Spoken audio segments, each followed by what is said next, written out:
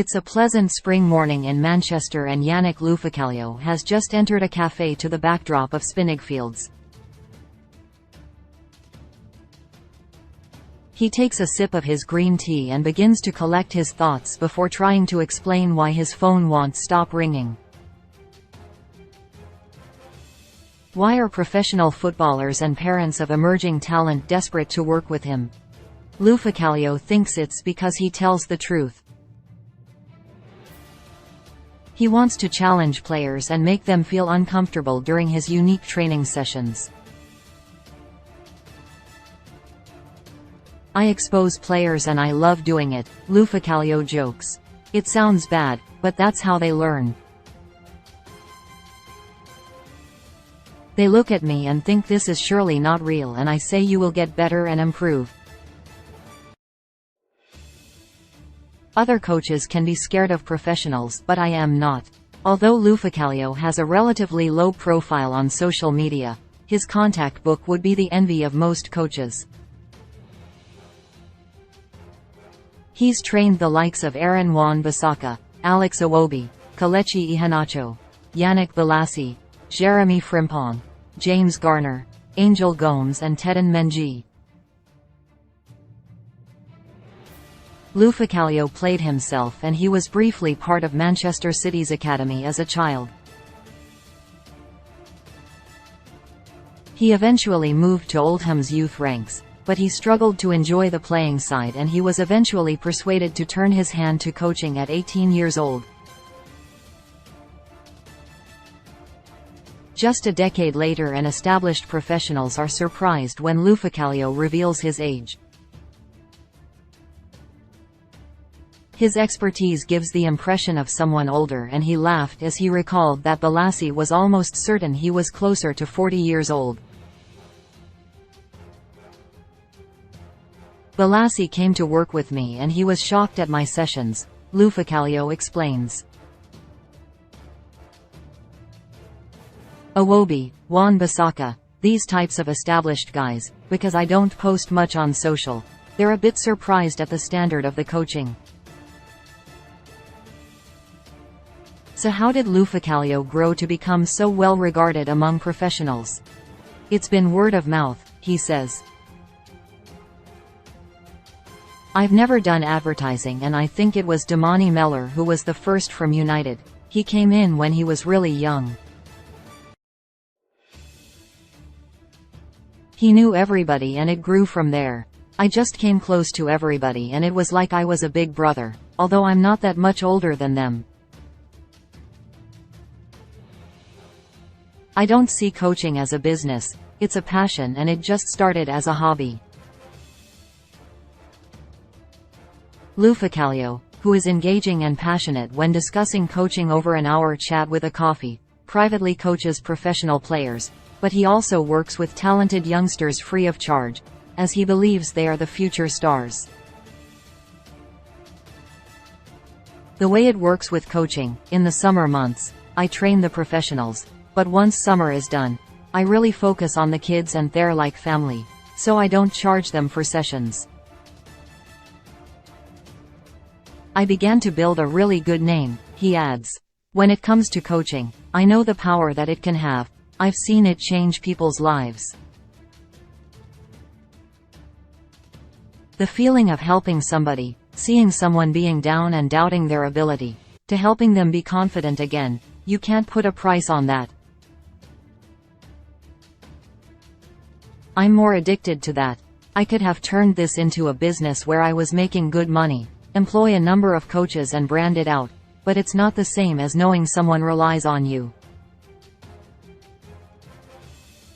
I'm more addicted to seeing my young lads make it.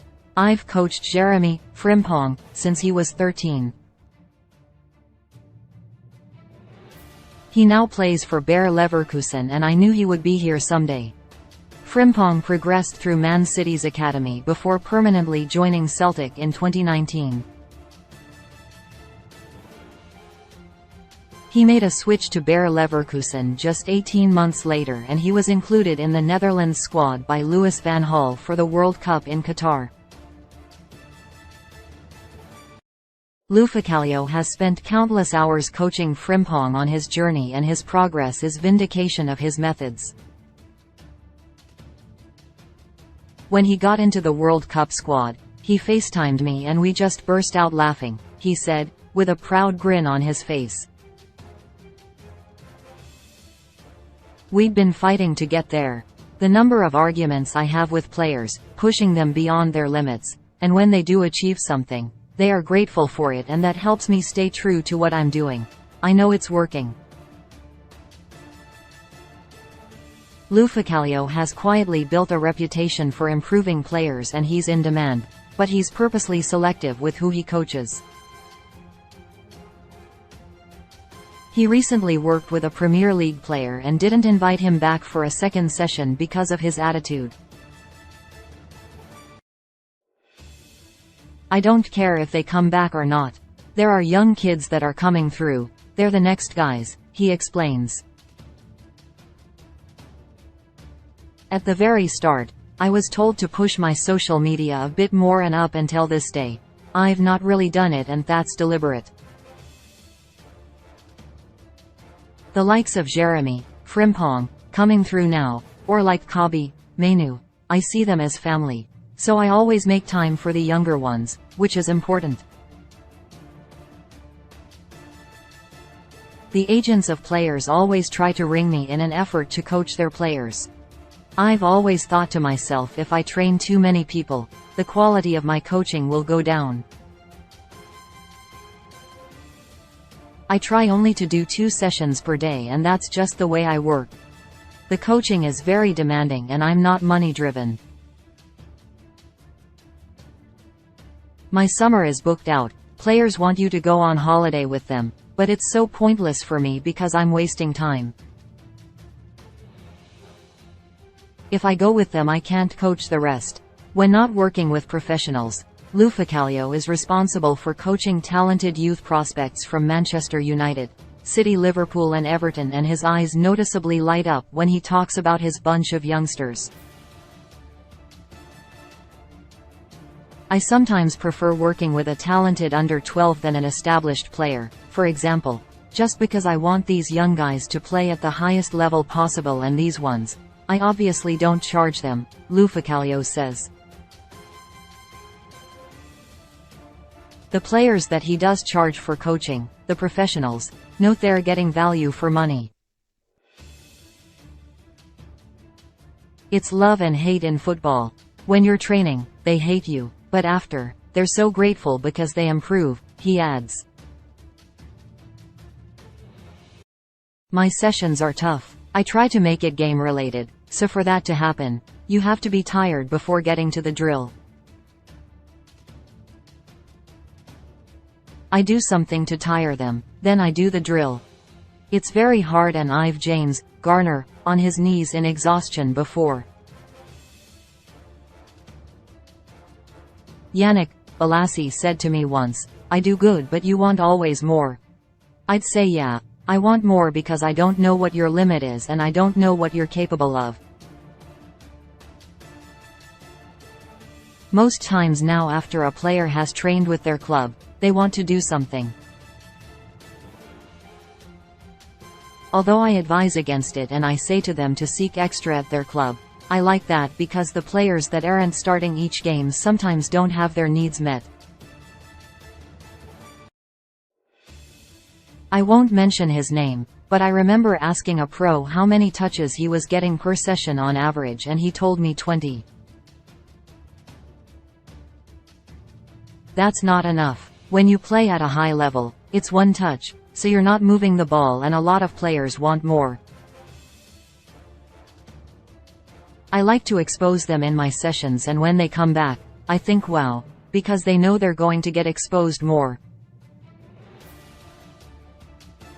When you train pros, you tend to compromise toward them, thinking they're good at everything, and that's why they appreciate what I do. When a player contacts me, the first thing I do is my research. I watch as many games as possible. Sometimes they'll send clips of themselves, and I watch all of United's first team games anyway. When I say something to them, they know it's real. But it works the other way. I like asking players about their strengths. I asked Aaron, Wan-Bissaka, how did you become so good at tackling, and I asked Yannick Bolasie, what was the difference between the Championship to the Premier League? It's like with James Garner. The way he strikes a ball is weird. He slaps it and opens his hips, but he just said that's the way he always did it, and when he connects with the ball, it's almost effortless. Players appreciate when you're honest. Another secret to Loufikalio's coaching is simplicity. Repetition is the key. It's very simple and it works, he says. A lot of coaches on Instagram get it all wrong because they think a session has to look a certain way. You've just got to do the most boring thing so many times and keep cleaning it up. Even on the emotional side, I tend to try work on that with them as well. They don't come to me when they're flying, they come when they're a little down. They come when they want to have a good preseason and want to work on something. A lot of them want me around all the time, and I'm just honest, saying I have to focus on the younger ones, as you guys are established. That's my main goal. I'm obviously humble and appreciate their feedback. There are so many coaches messaging these professional guys, offering free training sessions, and for them to always come back to me every summer is a massive compliment.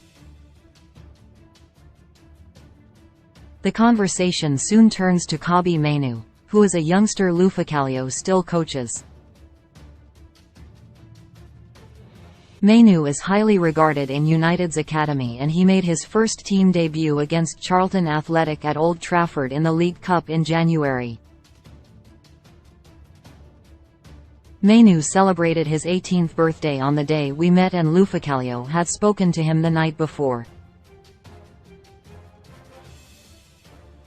Sources have described the midfielder as a real natural talent with high technical ability, and his progress has been helped by extra coaching. Kabi came to me when he was 14. The funniest thing is, all the people I work with, their parents have contacted me so many times. Everyone wants to work with you, but you can only take on so many people, Loufikalio says. I spoke to somebody from United and I asked what they thought about him and about his attitude. The guy told me that he's a nice kid, but that he'd been struggling lately, although he said he was a lovely lad from a good family. So he came in and the kid loved it. I connected with Kabi straight away, which is very important, and from there we started working. Loufikalio spent time coaching a calm and cool Mainoo, and a few years later, he was a FA Youth Cup winner at just 17 years old. Shortly after that, Erik ten Hag took the decision to involve him in first-team training, and he was handed his debut. He worked really hard and listened. I really got something out of him. He did really well. He started to play up, and I told his dad, once he gets to the youth team, he's gone. It was more about getting him to trust his ability. When things aren't going well, kids tend to do the safest thing, and he's got a bunch of ability. He came in, and I know from the first day I could do something with him. That's what made it easy, and he can handle pressure. People can have the ability but can't handle the pressure at first-team level. I knew that, and it was more getting him for that stage, mentally and physically. I knew if Kabi saw Cristiano Ronaldo in training, he wasn't going to **** himself. I remember the first time he trained with the first team. I asked how it was. "This is Kabi." He just replied, "Yeah, alright. I did okay." I phoned some of the players at United and I said, that's my boy, how did he do in training? They said he was good. I got feedback and I just say to him, they like you. Keep doing what you're doing and take a bit more risk. Which midfield role does Wan-Bissaka think suits Mainoo best? When he first came to me, they used to play him on the wing, but I knew anywhere in the middle would be fine. He can shoot, people don't know that, but he certainly can. I feel like Kabi would be really good as a no. 8 in a 3-man midfield, and with him now being around the first team now, I say look at how Bruno Fernandes or Christian Eriksen play the game, as they take shots every game. Most teams play 3 in midfield now anyway. He can play as number 10, but if you play everywhere, you don't master a position, and that is my concern. He needs to master a position and make it his. He will do. When you get close to the first team, that happens. Me and Kabi were watching the under-16s just the other week and we were speaking. He used to train with some of the younger kids that I've got now, and he'll come along and support the younger ones now. They all just become family. That's why I don't want to make the coaching bigger. Otherwise we would lose the family feel, which is important to me. Just before the interview ends, I ask Wan-Bissaka about his slogan of talent that isn't developed is wasted.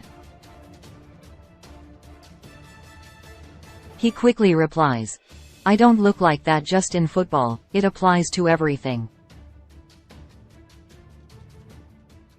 We all have talent, we have to develop it. Whatever talent you think you have, improve it, and you never know how far you can go. I just wanted to be good at coaching. That slogan means a lot to me because I thought I knew about football and I aspired to work on that. I say to players, if you think you've got talent, don't waste it. When I learn something, I try to squeeze everything out of it.